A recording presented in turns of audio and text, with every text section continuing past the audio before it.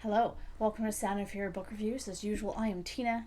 Today I'm doing a book review of The Faithless by C.L. Clarke. This is a fantasy novel coming out on March 7th from Orbit. Before I even start, look at this cover. Look at it. It's gorgeous.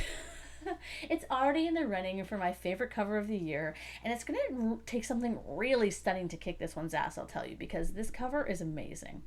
Anyway, I received this ARC from NetGalley in exchange for a fair review. Thank you so much to Orbit, the publisher, for the e-ARC. I really enjoyed The Unbroken, which was the first one of this series, which I think was actually one of my first reviews on YouTube. Don't go watch it though, it's probably really awkward and stilted. Given this is a book 2, there are spoilers for The Unbroken in this review, but no spoilers for this book until the end, as I have some ideas about the third book that I want to share that are spoilery. I'll warn you when the spoilers are coming though, but most of this review here, the bulk of it is just is spoiler free. So onwards to the review itself. Like The Unbroken, The Faithless is an intricate, politically focused, intrigue-based fantasy with two leading women who are both formidable in their own rights. What is it about? Again, there are spoilers here for book 1. The rebels have won and the Empire is withdrawing from Quazal. But undoing the tangled web that binds the two nations won't be easy, and Terrain and Luca will face their greatest challenge yet.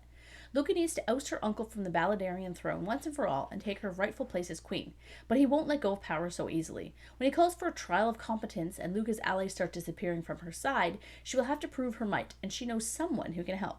Terrain has found a home in the newly free country of Quazal.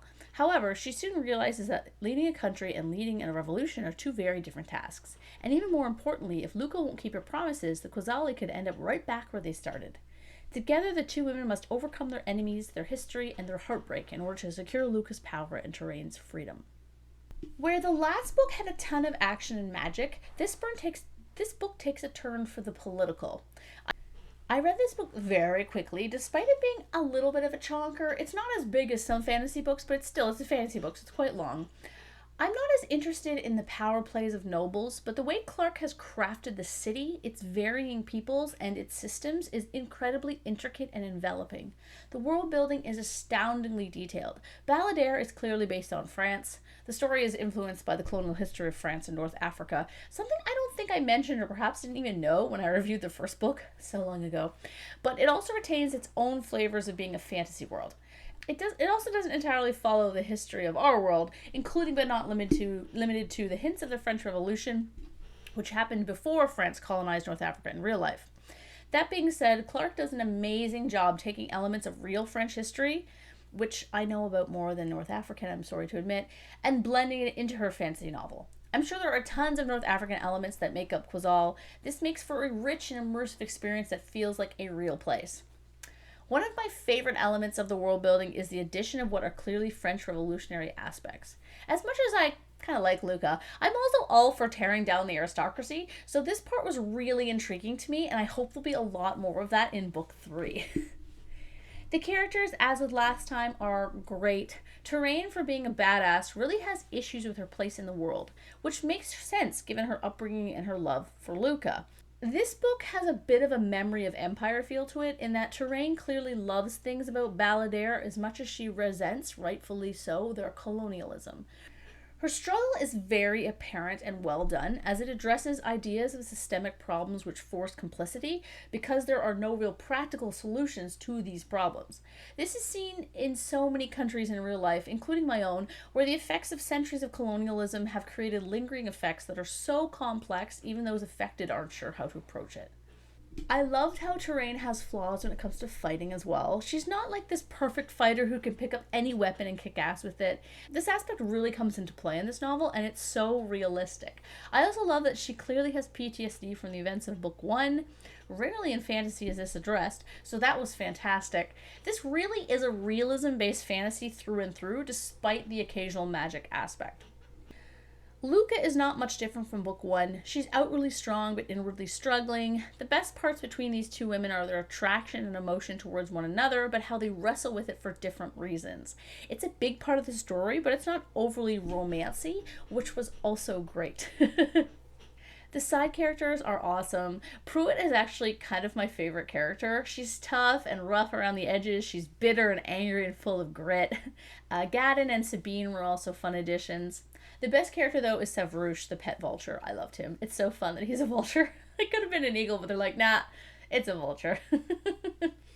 The fight scenes, while few and far between in this novel, are really fun and well described. Clark has a grittiness to her fights that reminds me of Joe Abercrombie in a way, or even Cameron Hurley to some extent, in that they're just like so focused on kind of like the grittiness and the realism of the human body, and I really like that. There are things about the novel that I wasn't super into, but they are huge spoilers, so I'll talk about those at the end of the review. There was also a bit of a pacing issue throughout the novel as things progress, but I never really felt any urgency on the face of anything. Perhaps there wasn't supposed to be, as, politics move slowly, but this led to a lack of tension in certain parts of the novel. I was still fully engaged, as the book is so rich, but the plot does kind of meander at times. The prose itself is much like the story, realistic and grounded. There's not a lot of pithy metaphors or elegiac sentences, but it works for this novel very well. There's a lot going on, so concise language works the best here, I would think.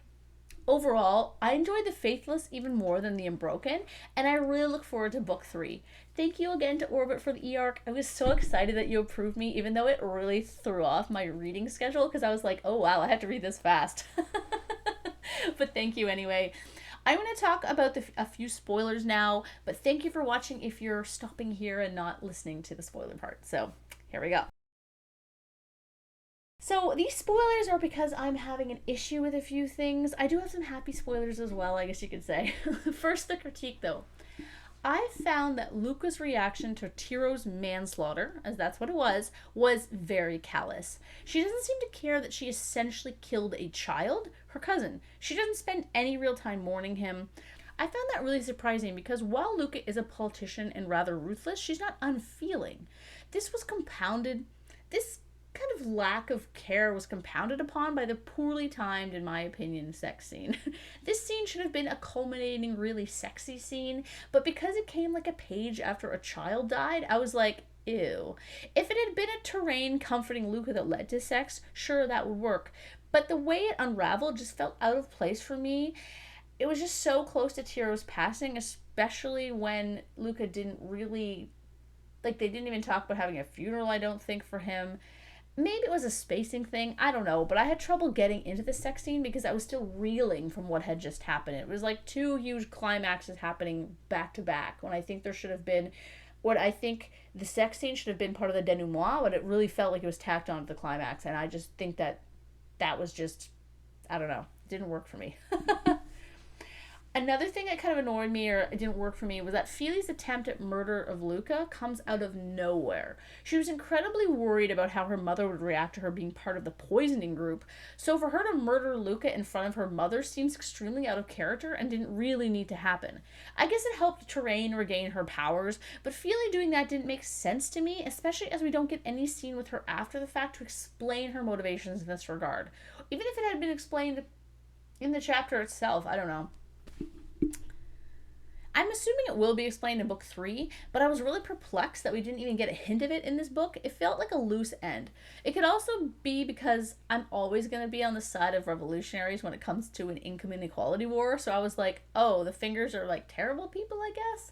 That was a bit disheartening to me because I was kind of like, oh. Another thing that is disheartening, and that's just my opinion as a person, it has no bearing on my review of the book, but I'm kind of not worried, but wondering if religion is going to save the day in book 3, like the return of people praying to gods, and that will probably annoy me.